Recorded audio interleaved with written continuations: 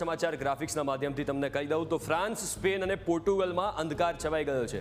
Traffic વ્યવસ્થા, mobile network અને railway પણ ઠપ થઈ ગયા છે। વીજ કંપનીએ કહ્યું કે વીજ પુરવઠો પુનઃસ્થાપિત કરવા માટે કામ ચાલી રહ્યું છે, એટલે આ એક મોટો ઝટકો છે યુરોપને।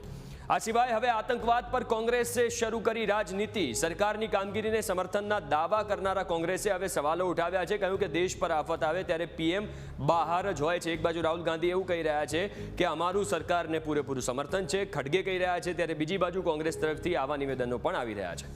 અમદાવાદના પાલડીના પરિવારે આતંકીઓના નરસંહારને નજર જોયો છે। ન્યૂઝ કેપિટલ સાથેની વાતચીતમાં ઋષિ ભટ્ટે કહ્યું કે ધર્મ પૂછીને લોકોને મારી નજરની સામે લોકોને ગોળી મારી નાખવામાં આવતી હતી। આખો ઘટનાક્રમ એમણે સમજાવ્યો હતો। આ સિવાય ગુજરાતમાં બાંગ્લાદેશી ઘૂસણખોરો પર સ્ટ્રાઇક। અમદાવાદમાં ઘૂસણખોરોના ઘરના વીજ કનેક્શન કાપી નાખવામાં આવ્યા છે, તો ખેડામાં 400થી વધારે બાંગ્લાદેશીઓ મળી આવ્યા છે। આ પણ એક મોટા સમાચાર। અને હવે ગરમીની પણ વાત કરી લઈએ, કારણ કે ગુજરાતમાં ગરમીએ ભૂકા બોલાવ્યા। સિઝનમાં પહેલીવાર ગરમીનો પારો 46 ડિગ્રીએ પહોંચ્યો છે। 46.2 ડિગ્રી સાથે રાજકોટ એ અગનભઠ્ઠી બન્યું છે। મોટાભાગના શહેરોમાં જે તાપમાનનો પારો છે એ 42 થી 43 કરતાં વધારે ગયો છે। તો આ હતા આજના 5 મોટા સમાચાર।